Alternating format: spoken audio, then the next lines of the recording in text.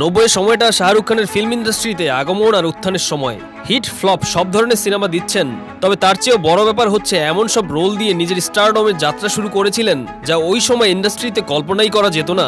একের পর এক ব্যবসা সফল কাজ করে আর পুরস্কার পেয়ে ক্যামেরার সামনে শাহরুখ খানের চেহারায় হাসির পরিমাণ দিন দিন বিস্তৃত হচ্ছিল, তবে ক্যামেরার পেছনে সেই একই চেহারায় বেশিরভাগ সময় থাকতো ভয় আর দুশ্চিন্তা।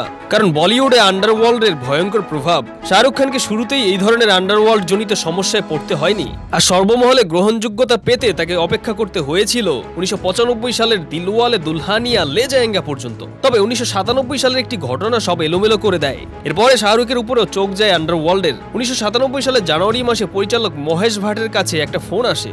মহেশ ভাট আর শাহরুখ তখন একসাথে চাহাতার ডুপ্লিকেট সিনেমা করছিলেন। মহেশ ভাট সাথে সাথেই শাহরুখকে ফোন করে সবকিছু জানান।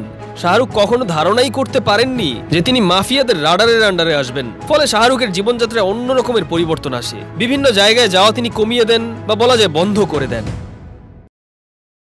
শুটিং আর বাসা ছাড়া পারতপক্ষে কোথাও যেতেন না। শুটিং এ যাওয়ার স্টাইলেও পরিবর্তন এনেছিলেন। বাসা থেকে 5 মিনিট একটা গাড়িতে, এরপরে গাড়ি চেঞ্জ করে আরেকটা গাড়িতে 10 মিনিট, এরপরে আবার গাড়ি চেঞ্জ করে আরেকটা গাড়িতে। এভাবেই প্রতিদিন শুটিং এ যাওয়া আসা, সব মিলিয়ে যাকে বলা যায় একটা দমবন্ধকর পরিস্থিতি।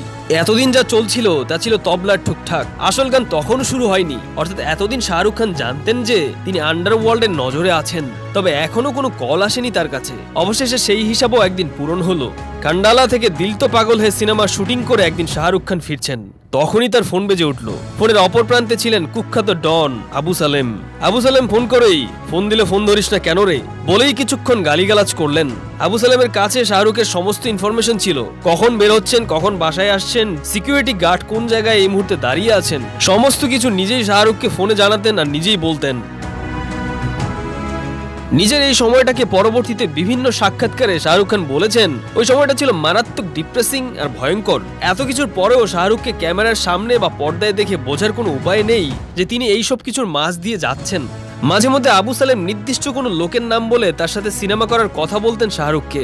শাহরুখ প্রতিবারই ইংরেজিতে উত্তর দিতেন, আপনি কাকে গুলি করবেন সেটা যেহেতু আমি আপনাকে বলে দেই না, সেহেতু আমি কোন সিনেমা করব দয়া করে সেটাও আমাকে বলবেন না, সেটা আমাকেই চুজ করতে দিন। আবু সালেম একা না, অন্যান্য অনেক গ্যাংস্টারের ফোন আসতো শাহরুখের কাছে। মাঝে মধ্যে অদ্ভুত সব আবদারও আসতো। শাহরুখ বিনয়ের সাথে তা না করে দেন। অদ্ভুত ব্যাপার হচ্ছে তারা বিনয়ের সাথে শাহরুখের এই না বলাটা মেনে নেন।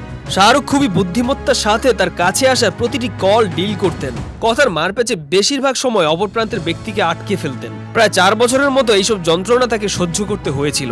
শাহরুখকে না মারার একটি কারণ হচ্ছে তার মুসলিম আইডেন্টিটি। ইন্ডিয়ার মতো দেশে একজন মুসলিম এত বড় স্টার হয়ে যাচ্ছে, তাও আবার ইন্ডাস্ট্রির বাইরে থেকে এসে, সেটা গ্যাংস্টারদের কাছে বেশ ভালো লাগতো। আবু সালেম নিজে বেশ কয়েকবার শাহরুখকে বলেছেন, আমার মা আর বউ তোর ভয়ঙ্কর ফ্যান। নিজের ঘরে 2জন ফ্যান না থাকলে তোকে হয়তো আমি অনেক আগেই কিছু করে ফেলতাম। তোকে যতবার টিভিতে দেখায় আমার মা ততবার বলে এই ছেলের বাপ মা না থাকতে পারে, তবে ওর উপরে আল্লাহর রহমত আছে।